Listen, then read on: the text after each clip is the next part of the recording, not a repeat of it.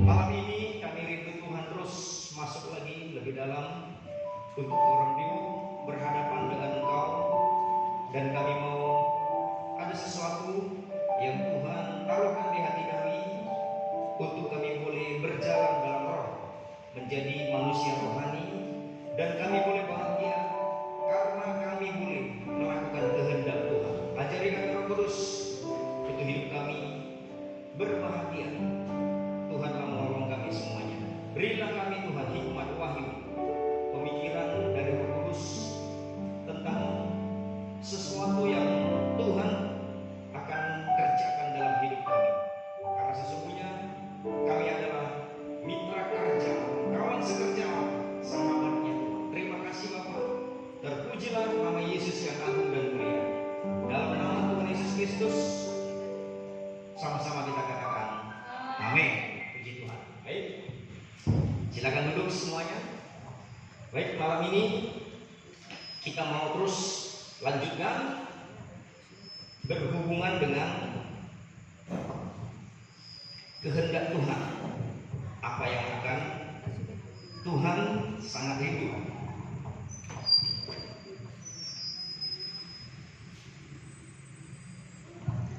Sangat haus, sangat rindu untuk kita kerjakan dan lakukan. Ya, jadi kehendak Tuhan itu supaya dunia ini atau bumi ini penuh dengan kemuliaannya. Ya, bagaimana caranya? Kita sudah belajar tentang doktrin Alkitab yang menjadi misi gereja, ya, yaitu Matius 6 ayat 10 yang berkata, datanglah kerajaanmu di bumi seperti di surga, jadilah kehendakmu di bumi seperti di surga.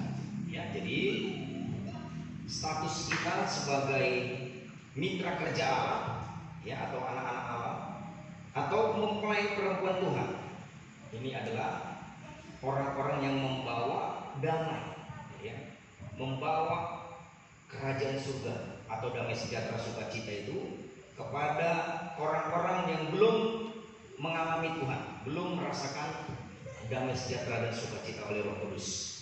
Maka kita akan melihat apa yang akan terjadi jika kita meresponi apa yang sudah Tuhan firmankan, ya, apa yang sudah Tuhan serukan. Ya, baik. Tuhan mau umatnya ini, ya, atau dengan kata lain gerejanya, mempelai perempuannya ini bagaikan mengalami sesuatu yang baru, ya, bagaikan mengalami kasih mula-mula itu, ya, sehingga benar-benar nanti bumi ini penuh kemuliaan Tuhan. Kemarin kita sudah melihat ketika kemuliaan Tuhan dinyatakan ada dua macam yang terjadi di pihak orang yang menolak Tuhan. Ya, contoh kemarin itulah Firaun dan pasukannya. Ya, mereka akhirnya mati di tengah laut, mengalami ganasnya maut.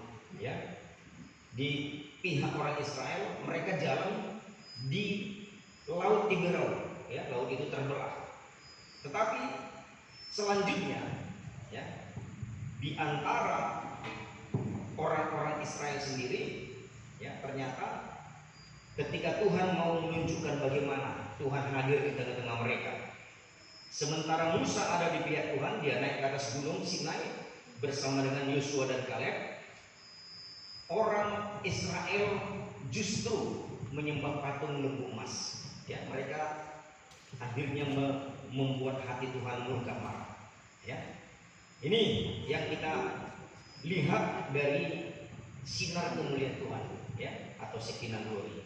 Dengan kata lain, di pihaknya Tuhan, dia mau mengembalikan, ya, umatnya ini, manusia, kepada kemuliaannya yang sudah pernah dikerjakan atau diserahkannya kepada Adam dan Hawa. Tapi itu semua hilang, ya, itu semua lenyap karena mereka melanggar firman oleh tipu daya iblis dan setan. Ya, malam ini mari kita buka Wahyu pasal 21. Apa yang mau dikembalikan Tuhan? Ya, ini di yang mau dikerjakan Tuhan. Sekaligus kita belajar sebagai gereja, ya, apa yang mau kita layani, apa yang mau kita kerjakan. Ya, ini pihak Tuhan mengerjakan sesuatu, kita juga sekaligus belajar karena kita mitra kerjanya Tuhan. Kemana kita ya mau bekerja dan melayani. Ayat 5 sama-sama kita baca. Wahyu 21 ayat 5. 2, 3 ya. Ia yang duduk di atas tahta itu berkata, lihatlah, aku menjadikan segala sesuatu baru, dan firman-Nya, tuliskanlah, karena segala sesuatu ini adalah tepat dan benar. Jadi segala perkataan ini atau firman ini adalah tepat dan benar. Nah, ini tertulis. Ya, jadi ini tidak main-main, tidak meragukan, ya, tepat dan benar. Ya, ini tidak nyasar, tidak keliru. Apa itu yang tidak nyasar, tidak keliru? Tuhan yang duduk di atas tahta, ya, dalam kemuliaannya, di atas tahta kemuliaan. Ya, dia ngomong, dia berbicara, lihatlah, aku menjadikan segala sesuatu baru. Ya, jadi Yerusalem baru, langit baru, bumi baru, itu adalah sesuatu yang baru yang akan diberikan kepada mitra kerjanya Allah, mempelai perempuannya Tuhan atau murid-murid Kristus itu. Ya, nah inilah sebenarnya hasil dari doa yang diajarkan Tuhan Yesus. Datanglah kerajaan. Ini kerajaan. Kerajaan itu sesuatu yang baru yang nanti di dalamnya kita udah berkali-kali ya membaca ini. Ayat 1 itu dikatakan laut pun tidak ada lagi. Ya, ini yang tidak ada lagi di Eden ya atau di kerajaan Allah. Maka kita sebagai kerja Allah, kita perhatikan ya orang-orang yang ada di sekitar kita. Apakah mereka masih mengalami suasana laut yang mengerikan, yang mencekam, yang mematikan? Ya. Lalu yang kedua, yang tidak boleh ada lagi di situ, ya ini mulai ayat 3 dan seterusnya, ya terutama ayat 4. Yang pertama maut, ayat 4 itu ya, dan ia akan menghapus segala air mata dari mata mereka, dan maut tidak akan ada lagi. Tidak akan ada lagi perkabungan atau ratap tangis atau duka cita, sebab segala sesuatu lama itu telah berlalu. Ya, jadi yang pertama tidak ada. Nah ini yang empat digabung, maut, perkabungan, ratap tangis dan duka cita. Ya. Sehingga yang betul itu berjuang seperti yang Tuhan dan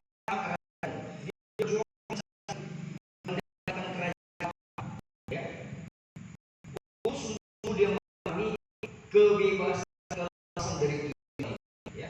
Mau perkabungan, ratap tangis, duka cita.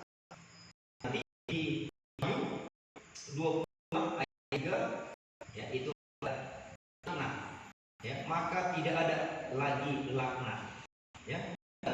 Di 22 ayat 5 dan malam tidak ada, ya suasana kegelapan. Tidak ada lagi suasana laknat atau kutukan, ya, dan suasana malam atau kegelapan, ya, suasana gelap, suasana yang mencekam. Jadi bagaimana caranya supaya gereja Tuhan lepas dari perkabungan, ratap tangis dan duka cita? Ini satu kesatuan, ya. Jadi harus diselesaikan dulu maut, ya tidak ada lagi maut, ya atau dengan kata lain maut itu kematian, ya.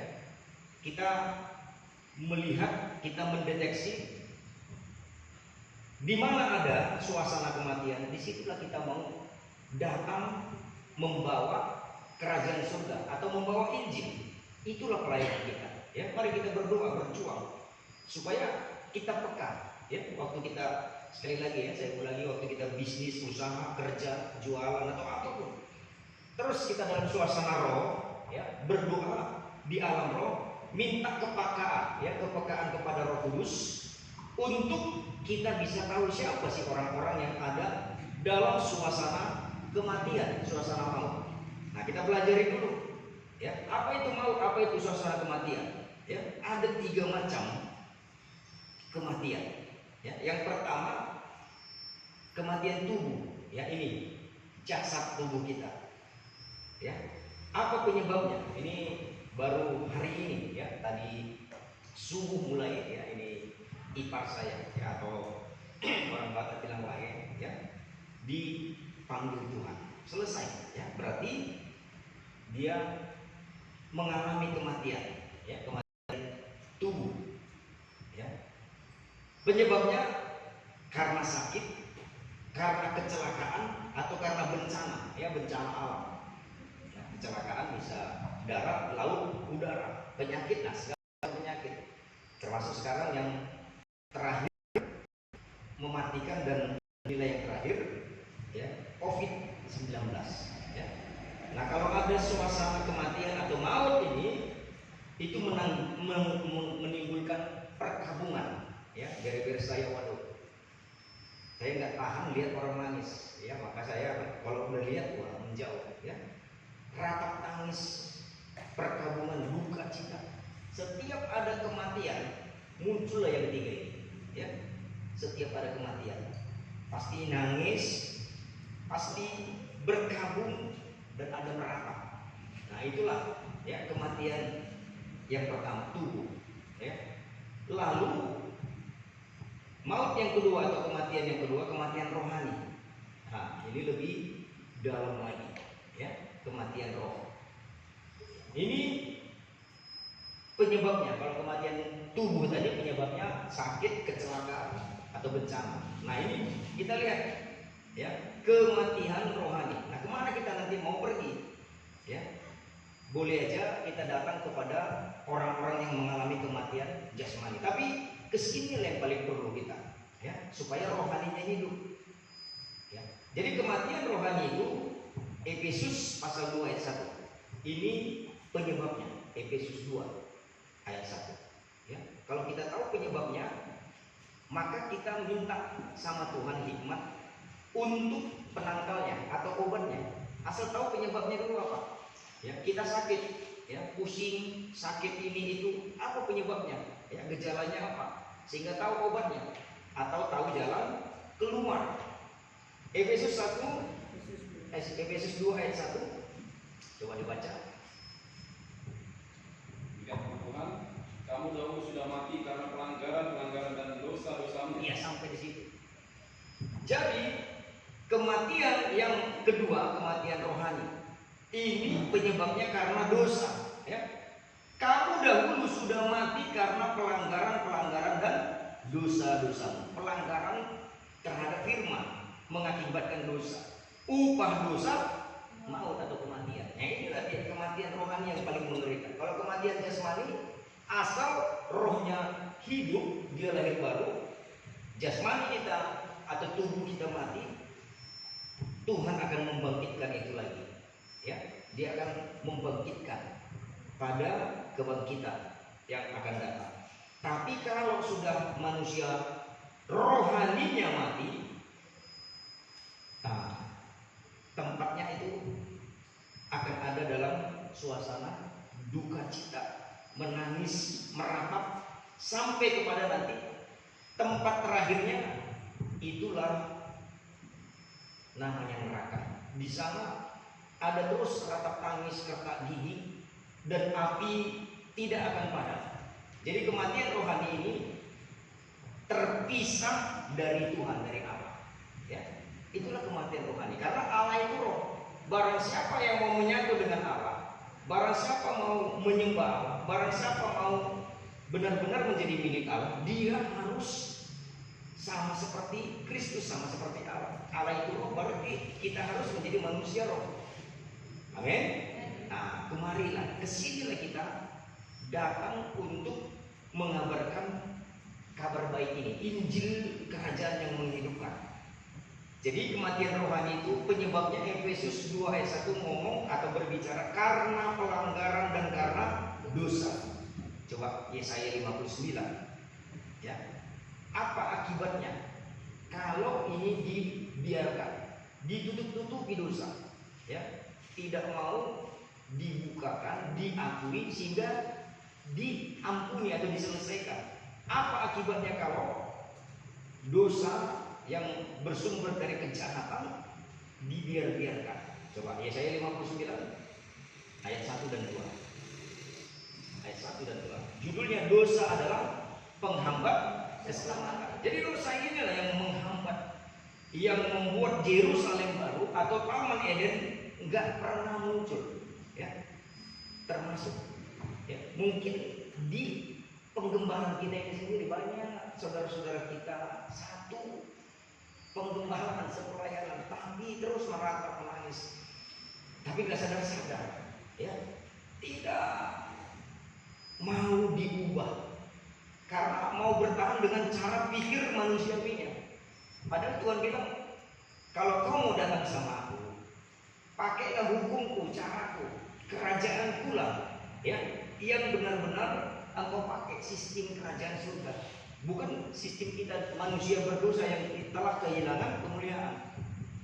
Maka coba dibaca tadi, kalau kematian rohani akibat dosa ini ditutup-tutupi terus dipertahankan. Coba dibaca Wahyu 5 Yesaya 59 ayat 1 dan 2. Bisa Tuhan. Sesungguhnya tangan Tuhan tidak kurang panjang untuk menyelamatkan, Terus dan pendengarannya tidak kurang tajam untuk mendengar. di pihak Tuhan nggak ada itu yang berat. Tangannya, telinganya itu dengar dan tahu. Ratap tangis, air mata, duka cita kita dia tahu, ya. Ratap tangis itu menimbulkan kekeringan, ya, kering, letih, lesu dan berbeban berat. Dia tahu, dia mau tolong, tapi ada sesuatu yang menghambat. Apa itu? Terus sambung. Tetapi yang merupakan pemisah antara kamu dan Allahmu ialah segala kejahatan. Yang pertama menghambat itu memisahkan kejahatan kita. Terus, Dan yang membuat dia menyembunyikan diri terhadap kamu sehingga ia tidak mendengar ialah segala dosamu. dosa, sehingga dia sepertinya jijik, bersembunyi, sepertinya jauh sekali, ya, dari orang-orang yang menyimpan dosa. Terus ayat 3, Sebab tanganmu cemar oleh darah dan jarimu oleh kejahatan, mulutmu mengucapkan dusta, lidahmu menyebut-nyebut kecurangan. Nah, jadi dari ayat ini kita tahu sumber dosa itu dari tangan, perbuatan, dari mulut. Ada lidah dusta dan kecurangan. Itulah sebenarnya sumber dari maut itu. Nah, sekalipun kita tahu sumbernya dari mana, ya, maka obatnya apa? Ya, cukup mengaku di hadirat Tuhan, mengaku dosa. Walaupun dosamu merah seperti kermizi, akan putih seperti bulu domba. Amin. Walaupun merah seperti kain kesumba, kain kermizi tadi, akan putih seperti kain kesumba. Ya, jadi jangan sampai kita tahu banyak orang yang mengalami ratap tangis, kertak gigi, dan segala macam di sekitar kita akibat dosa, ya. Sumbernya dari lidah dan tangan. Lidah itu mengucapkan dusta dan kecurangan.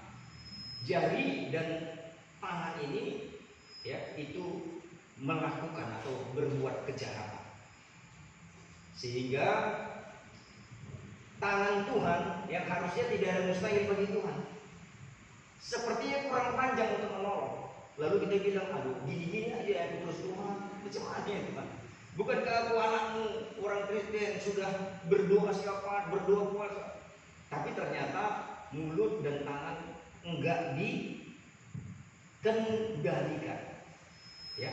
Sehingga kita udah tahu ini jalan keluarnya tadi mengaku. Yang kedua, mari kita masuk kepada sistem kerajaan, tata cara kerajaan.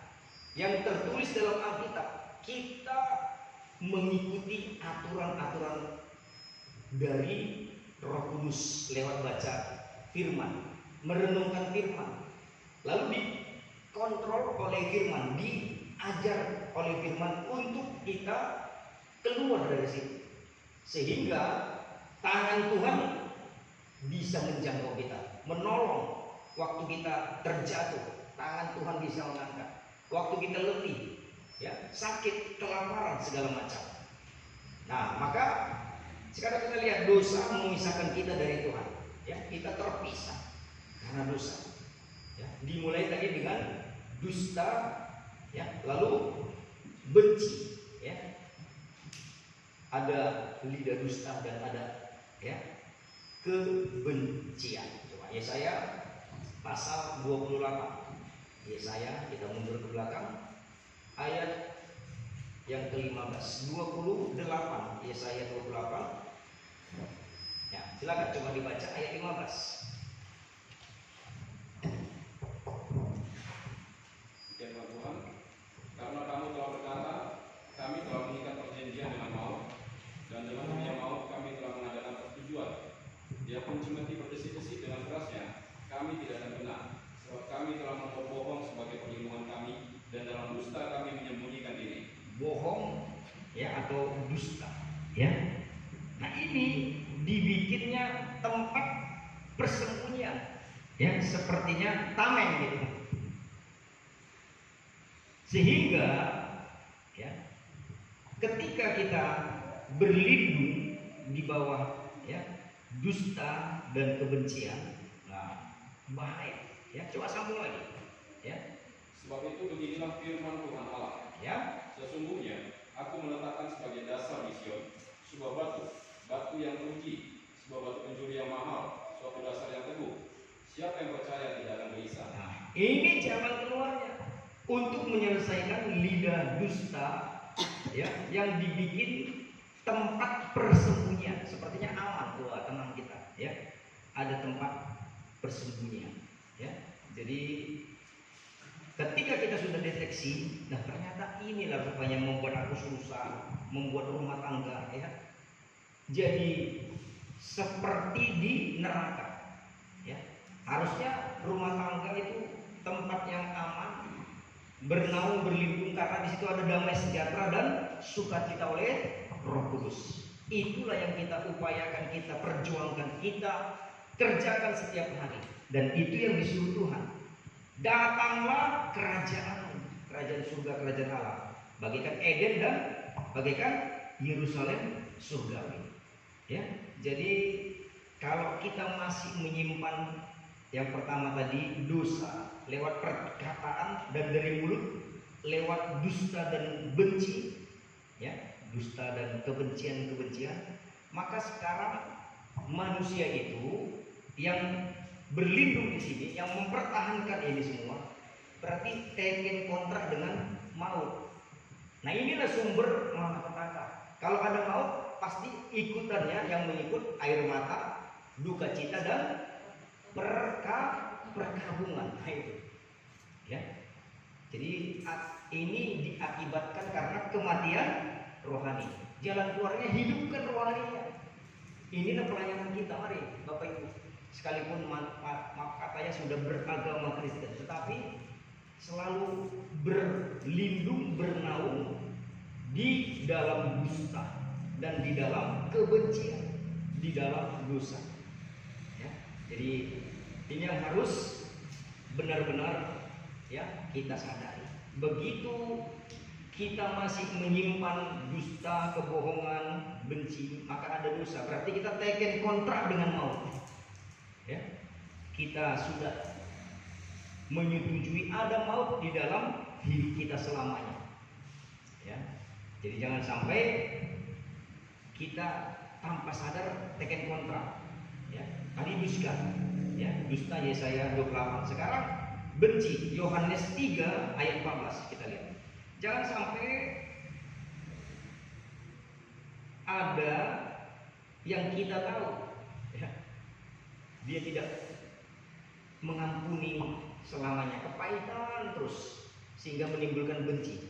Akibatnya maut, akibatnya ratap tangis. Ya, Yohanes 1 Yohanes 3 ayat 14. 1 Yohanes ya. Mari. 1 Yohanes 3 ayat 14. Sambil kita belajar menghidupi firman ini, ya, kita bikin dia hidup firman ini, ya. Lalu firman ini kita kerjakan. Itulah menghidupi firman. Ayat 14. Mari coba dibaca. Ya Tuhan, kita tahu bahwa kita sudah berpindah dari dalam maut ke dalam hidup. Iya, berpindah kita sebenarnya dari maut ke dalam hidup, ya, dari suasana teken kontrak dengan kematian kepada kehidupan. Terus, yaitu karena kita mengasihi saudara kita. Mengasihi saudara, bukan membenci saudara. Terus, barang siapa tidak mengasihi, ia tetap di dalam maut. Alkitab sudah jelaskan. Barang siapa yang tidak mengasihi saudaranya, membenci saudaranya, berarti dia tetap dalam maut. Akibat manusia tetap ada dalam maut, ngikut yang 3 tadi, ratap tangis, ya, perkabungan, dan suasana apa tadi satu lagi? Apa? Ratap tangis, duka cita, dan perkabungan. Nah, itu, ya, nggak ada sukacita. Harusnya kalau kita dilahirkan kembali berjumpa dengan mempelai pria, ya, selalu ada sukacita, damai sejahtera, mengucap syukur dalam segala hal. Nah, itu akibat, ya, Roh Kudus mengajarkan kita suasana surgawi. Ya, jadi ketika masih ada benci, ayat 15 coba baca.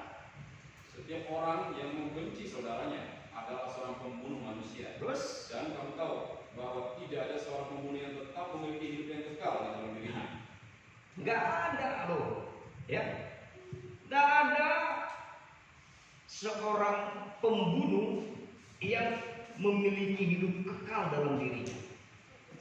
Tapi orang berdalih, bersembunyi di dalam agama. Oh, kami kan beragama ini beragama Kristen, ya. Tapi di dalam Tuhan, ya, keselamatan itu adalah karena, ya, kita mau meninggalkan semua suasana maut. Amin. Maut karena apa tadi? Dosa, ya, kebencian, dan dusta. Haleluya. Jadi ketika kita menolak mengasihi saudara atau mengampuni saudara, maka kita lepas, ya, terlepas dari surga. Artinya terikat kepada maut. Nah, itulah dia, menolak mengasihi. Tapi kalau kita mengasihi saudara, membuang benci, berarti kita sedang terikat kepada Yerusalem surgawi. Atau dengan kata lain sudah masuk ke Eden. Suasana Eden itu udah ada, ya, udah damai sejahtera. Ini nggak ada hubungannya dengan kaya miskin, tua muda, nggak ada hubungannya. Ya, orang kaya bisa terjebak ke dalam suasana maut, kematian rohani, ya, atau orang miskin sekalipun. Tapi sebaliknya, ya, ketika kita menghidupi, ya, firman Tuhan lewat mengasihi saudara, ya, mengampuni, menerima dia apa adanya, berarti kita sedang teken kontrak dengan Yerusalem surgawi atau taman Eden, ya. Tetap membenci, teken kontrak dengan maut, tidak dapat hidup, tetap lepas. Nah, sekarang kita tahu di pihak Tuhan dia mau memberikan sesuatu yang baru. Aku menjadikan segala sesuatu yang baru. Nah, lalu kita itu mitra kerjanya Tuhan. Berarti kita juga ikut di dalam, ya, kegerakan Tuhan untuk kita pergi menjadikan semua orang bangsa menjadi murid Kristus dengan cara meninggalkan kebencian, dusta, dan segala macam dosa. Amin. Ya, jadi itulah tugas kita. Ya. Nah, Tuhan sedang mengupayakan, mengerjakan, ya, mendatangkan sesuatu yang baru. Ya. Apa itu yang baru? Suasana yang gak ada laut, gak ada maut, gak ada ratap tangis, duka cita, perkabungan, termasuk tidak ada malam dan tidak ada kutukan atau laknat. Ya, sehingga benar-benar di dunia ini pun kita bisa tersenyum, ya, kita bisa betul-betul damai, ya, damai. Kalau sudah nggak damai lagi kita, setengah sudah kaki kita di neraka, ya. Jadi itu. Jadi tadi, ya, kematian pertama kematian jasmani, kematian kedua kematian rohani. Apa penyebab kematian rohani? Yang pertama karena dosa, bentuknya apa? Dusta, benci saudara. Lalu yang kedua, ya, kenapa bisa terjadi kematian rohani? Tadi karena dosa. Yang kedua kita lihat dalam 2 Petrus pasal 2 ayat 1. Ya, ini yang mengakibatkan kematian rohani. Ya, yang pertama karena dosa, yang kedua karena ini bahaya sekali. Ya, apa itu yang mengakibatkan kematian rohani? Ya, di samping tadi karena dosa, yang kedua ini 2 Petrus pasal 2 ayat 1. Coba kita perhatikan teman, ya. Kita hidupin firman Tuhan. 2 Petrus pasal 2 Petrus 2 ayat 1. Silakan. Demikian firman Tuhan, sebagaimana nabi-nabi palsu dahulu tampil di tengah-tengah umat Allah, Ya. demikian pula di antara kamu akan ada guru-guru palsu. Mereka akan memasukkan pengajaran-pengajaran sesat yang membinasakan. Bahkan mereka akan menyangkal penguasa yang telah menebus mereka, dan dengan jalan demikian segera mendatangkan kebinasaan atas diri mereka. Binasa, arti kata binasa terlempar ke dalam neraka, terlempar ke dalam laut. Jadi saudara yang dikasih Tuhan Yesus, ternyata kematian rohani bukan hanya disebabkan dosa. Yang kedua, kematian rohani rupanya menurut Alkitab juga disebabkan oleh pengajaran palsu, atau dengan kata lain ajaran sesat yang menyesatkan. Dengan kata lain, ini disebabkan oleh guru-guru palsu. Ya. Jadi ada banyak muncul nabi palsu, guru palsu, dan sudah ada di gereja. Makanya gue heran, kok banyak kali gereja sekarang. Ya, sekarang kita tinggal pilih aja, kita mau ditegur dosa kita oleh firman atau disayang-sayang, nggak apa-apa. Kau kan sudah anak Tuhan, nggak apa-apa. Dielus-elus, ya, sama guru palsu, nabi palsu. Makanya ini berat, ya, sebagai gembala berat kan ngomong ini. Kalau sempat gereja tidak membersihkan dosa, berarti gereja sedang membawa umat yang ada di dalamnya ke neraka. Tapi sebaliknya, bagi umat Tuhan gak enak sebenarnya di sidang seperti ini, ya. Gak enak sebenarnya semua yang ada di dalam hidup kita ini dicongkel. Atau kata lain, ini gak enak dirobekkan daging kita, itu gak enak. Tapi aku boleh buat supaya kita menjadi manusia roh, daging itu harus dirobek, atau pintu tirai harus dirobek supaya kita bisa masuk ruang Maha Kudus. Kalau nggak dirobek nggak bisa masuk. Jadi ajaran sesat yang berbahaya ini mengakibatkan kematian rohani. Dikatakan di sini segera datang kebinasaan atas diri mereka. Ya, kebinasaan. Ya. Jadi biarlah kita, ya, makin mengerti. Penggembalaan itu sebenarnya, ya, Bapak Ibu, nanti ini dilanjutkan lain pelayanan kita kepada orang-orang lain. Ya, nggak peduli dia sudah punya gereja apa segala macam, ajarkanlah nasihat Rasul Paulus kepada Timotius anak didiknya. Ajarkanlah semuanya, daripada mereka sepertinya, ya, mereka merasa ada pembelaan Tuhan, ternyata Tuhan tangannya itu nggak sampai-sampai menolong, kurang panjang, telinga Tuhan kurang tajam, nggak dengar-dengar dia. Ya, kasihanlah kalau kita banyak air mata, berkabung apa semua, doa, tapi nggak dijawab-jawab.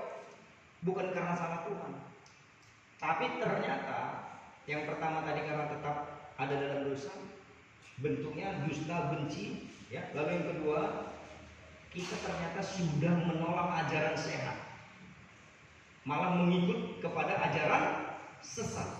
Apa itu ajaran sesat? Menyangkal penguasa yang telah menembus mereka. Siapa yang menebus kita? Yesus. Lalu setelah kita ditebus, Yesus ajarkan kita, mari kerjakan keselamatanmu, kerjakan. Tapi ada orang bilang, kau udah selamat, udah tenang-tenang aja. Kan udah jadi anak-anak, udah ya, kita tinggal tenang-tenang ya. Siapa bilang demikian? Sehingga mendatangkan kebencian. Ya. Paling tidak, ketika kita mengerjakan keselamatan, kita itu menjalankan amanat agung. Apa itu amanat agung? Yaitu perintah Tuhan, ajaran Tuhan. Jadikan orang lain, mulai dari seisi rumah kita, mulai dari situ menjadi murid Kristus berikutnya. Kalau kita tenang-tenang, ya, kita nggak berjuang memuridkan, dengan kata lain kita sedang membiarkan maut masuk ke dalam rumah tangga, ya, dalam kehidupan atau dalam ya kehidupan tetangga, famili, sahabat kita. Coba ayat 2 dibaca.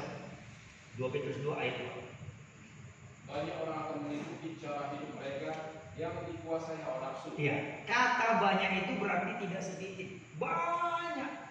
Nah, sekarang kalau dari teori peluang frekuensi, kalau misalnya di antara 100, 90 itu banyak, ya, udah mayoritas dia bilang, ya, ini yang benar. Rasanya 10 ini pasti kalah. Itu kalau teori ketetapan. Tapi ternyata kalaupun banyak orang, ya, cuma yang banyak ini mengikuti cara hidup yang menyesatkan, yaitu mengikuti hawa nafsu. Ya. Belum tentu walaupun banyak, ya, 90% ini berkenan sama Tuhan. Jika mereka melawan kodrat ilahi, melawan sistem Tuhan, ya, Tuhan bilang, mari kamu harus dikuasai roh. Amin. Dikuasai Roh Kudus, dikuasai roh. Tapi kalau kamu dikuasai hawa nafsu, berarti di luar kasih karunia, di luar kerajaan surga, di luar taman Eden. Ini banyak orang ikuti. Terus sambung. Dan karena mereka jalan kebenaran akan dihujat. Nah, karena mereka inilah orang-orang yang mengumbar hawa nafsu, mengikuti hawa nafsu, bukan mengikuti Roh Kudus. Maka hiduplah oleh roh, kata Tuhan. Jangan hidup oleh hawa nafsu. Kalau hidup karena hawa nafsu, berarti ini sudah menghambat jalan kebenaran. Ya, atau dengan kata lain, jalan surga, jalan kebenaran, jalan kehidupan. Ini sudah tertutup. Ya. Lalu yang ketiga, apa itu? Ya. Caranya kesesatan itu muncul. Ayat 3.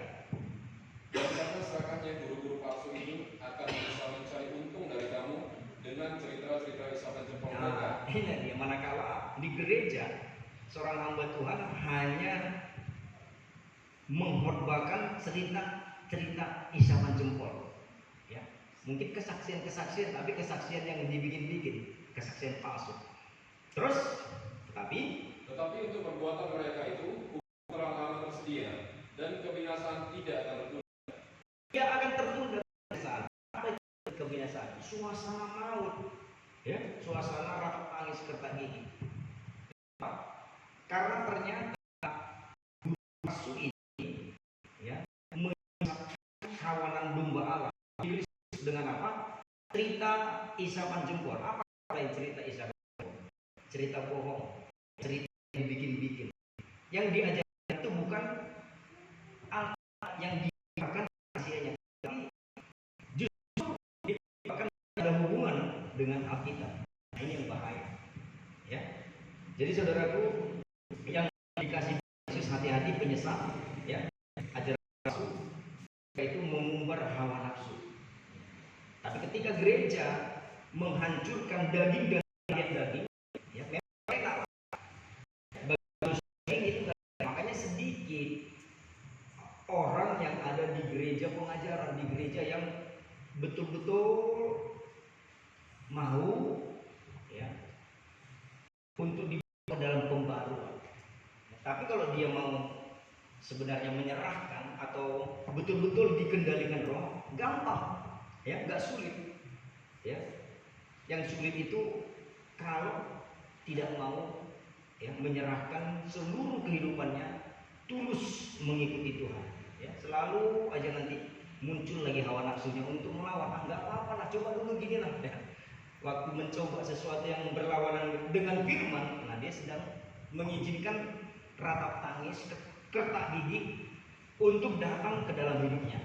Ya, jadi jangan sampai kita ternyata sudah setengah kaki ya, menolak kebenaran firman lewat mengikuti ajaran-ajaran palsu, ya, ajaran bukan dari firman tetapi dari manusia, ya, yang diturunkan dari manusia ke manusia. Ya, jadi ini disebut ajaran asing, ya, ajaran palsu. Akibatnya rapat tangis dan kertak gigi atau disebut maut.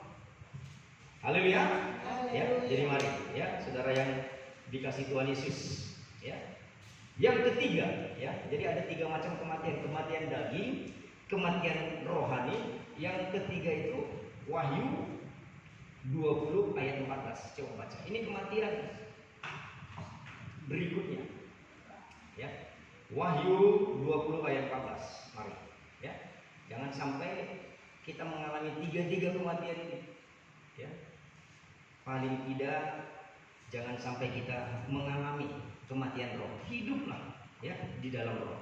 Ini kematian yang berikutnya. Wahyu 20 ayat 14. Demikian firman Tuhan. Lalu maut dan kerajaan maut itu dilemparkanlah ke dalam lautan api. Itulah kematian yang kedua, lautan api. Inilah yang disebut kematian yang kedua atau neraka atau lautan api. Jadi ada 3 macam kematian dan semua kematian ini berakibat maut, ratap tangis, perkabungan, duka cita. Ya, kematian yang pertama jasmani tubuhnya, lalu yang kedua rohani, yang ketiga kematian selama-lamanya. Kematian yang kedua nggak ada lagi obatnya ini, ya, neraka kekal, tempat untuk, ya, maut dan kerajaannya, ya, dilemparkan selama-lamanya di sana. Ya, jadi saudara yang dikasih Tuhan Yesus, ya, jangan sampai kita mengalami duka cita, ya, duka cita. Coba 1 Samuel 20 ayat 3. 1 Samuel 20 ayat 3. Ya, nah, nih, dikit lagi, ya, supaya benar-benar lepas keluar, ya. Kita udah tahu, ya, sudah tahu masalahnya. Ini rupanya masalah manusia, ya. Mari di pihak Tuhan, Tuhan mau lepaskan kita supaya dibaharui. Nah, sekarang kita kan kawan sekerja Allah. Amin. Kita mempelai perempuan Tuhan, ya, mitra kerjanya. Ayo, berarti kerja kita itu mengingatkan orang, ya, supaya dia lepas dari kematian jasmani, kematian rohani dan kematian yang kedua ini. Ya, kita lihat 1 Samuel 20 ayat 3. Ya. Tetapi Daud menjawab, katanya, ayahmu tahu benar bahwa engkau suka kepadaku. Sebab itu pikirnya, tidak boleh Yonatan mengetahui hal ini. Nanti ia bersusah hati. Namun demi Tuhan yang hidup dan demi hidupmu, hanya 1 langkah jaraknya antara aku dan maut. Hanya 1 langkah jaraknya, ya, kita yang hidup ini dengan maut. Apa itu maut? Ya, itulah kematian. Ada 3 macam kematian tadi. Ternyata hanya 1 langkah, nggak jauhnya itu. Ya, jadi kalau dibilang 1 langkah, itu hanya sedetik, ya, 1 langkah sedetik aja. Jadi dengan kata lain, sebenarnya dosa itu, ya, yang namanya maut, yang namanya neraka hanya selangkah aja. Ya, waktu kita dengan mulut, ya, bersaksi dusta atau membenci lewat perkataan, ya sudah, kita lepas dari surga tetapi terikat kepada maut. Jadi selangkah aja. Makanya hati-hati. Haleluya. Ya, mari saudara yang dikasih Tuhan Yesus.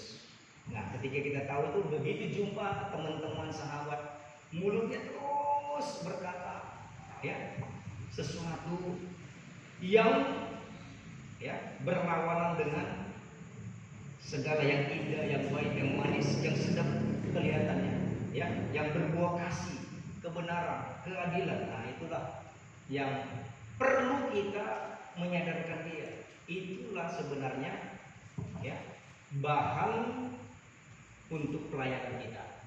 Amin. di pihak Tuhan dia sedang kerjakan sama kita ini.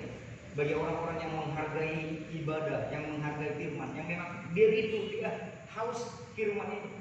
Nah, Tuhan sudah mengerjakan itu di dalam hati, ya, sehingga pelan-pelan suasana air mata, tangis, semua namanya suasana maut ini dicabut, dihancurkan, ya, sehingga ini hidup yang paling enak.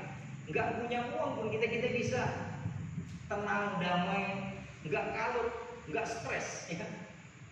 Tapi sebaliknya, sempat kita punya uang, ya, ada pun uang kita, bahkan 100 juta, tapi stres kita. Punya uang tapi stres, ketakutan, wih, mereka ini gimana? Waduh, wah, ya itulah neraka. Ya, tetapi surga itu kita pasrah sama Tuhan, kita percaya, ya itulah iman. Tuhan tidak akan meninggalkan aku, Tuhan tidak akan membiarkan. Tuhan pasti memberi aku makan. Ketika aku minta roti, dia kasih roti. Haleluya.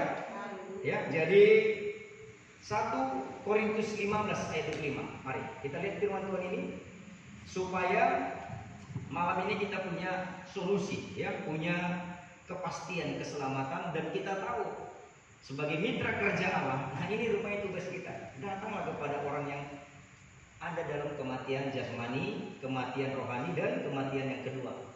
Ya.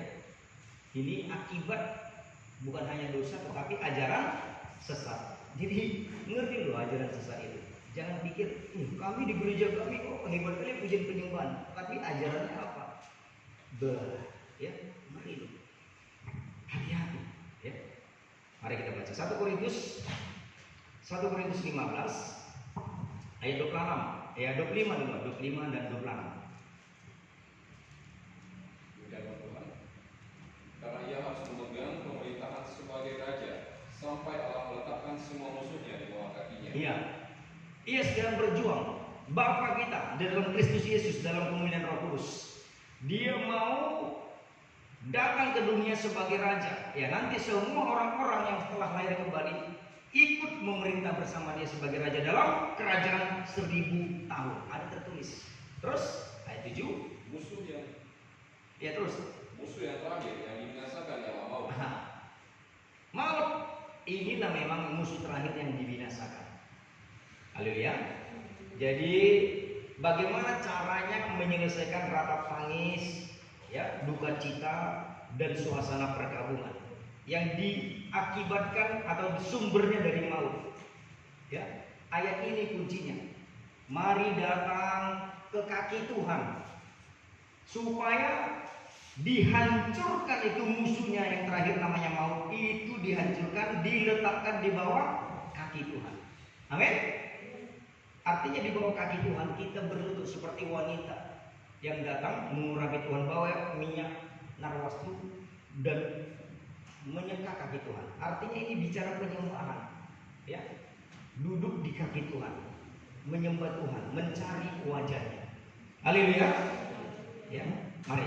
Ya, kita lihat praktiknya bagaimana ini supaya selesai di maut. Ini dikatakan bawa di kaki Tuhan supaya itu dihancurkannya maut. Itu yang terakhir diselesaikannya. Bagaimana caranya? Ya, ada di kaki Tuhan. Yohanes 12. Supaya kita berdoa, ya, dan ada jalan keluar. Ya, Yohanes pasal 12 ayat 1. Ya, mari kita baca satu persatu. Ayat 1.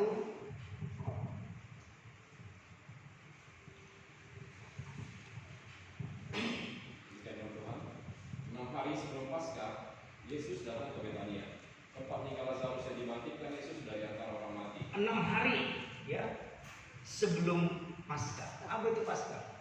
Kematian dan kebangkitan Kristus. 6 hari sebelum itu dia datang, ya, ke Betania, tempat tinggal Lazarus. Waktu dia buat mujizat di situ, menghidupkan Lazarus. Terus di situ diadakan perjamuan untuk dia dan Marta melayani. Sedang salah seorang yang turut makan dengan Yesus adalah Lazarus. Lazarus yang tadinya udah mati dihidupkan kembali. Dia mengadakan apa? Perjamuan. Ingat itu kata kuncinya, perjamuan. Lalu kalau kita pegang kata perjamuan, 1 Korintus pasal 11. Apa itu perjamuan? Perjamuan, ya, makan darah Yesus, ya, makan tubuh Yesus dan minum darah Yesus. Itulah perjamuan suci. Itu kunci atau praktek untuk duduk di kaki Tuhan. Sebelum perjamuan, ya, perjamuan kudus, perjamuan suci, kita dengar firman. Itulah namanya meja roti. Jadi kemuliaan firman jalan keluarnya. Tapi duduklah di kaki Tuhan, cari wajahnya. Terus ayat 3 bilang apa? Maka Maria mengambil setengah kati minyak narwastu Nah, murni. inilah duduk di kaki Tuhan. Mengambil setengah kati minyak narwastu murni. Terus Yang mahal harganya. nah, artinya duduk di kaki Tuhan bayar harga. Ibadah ini bayar harga. Ya, nggak usah diajak-ajak. Ayolah Pak, ujung kau. Ya, padahal untuk kita supaya kita keluar dari maut, datang beribadah. Itu pun kita gengsi. Itu pun kita bilang, gak ada waktu Pak. Om pendeta, om gembala, gak ada waktu malam ini ya.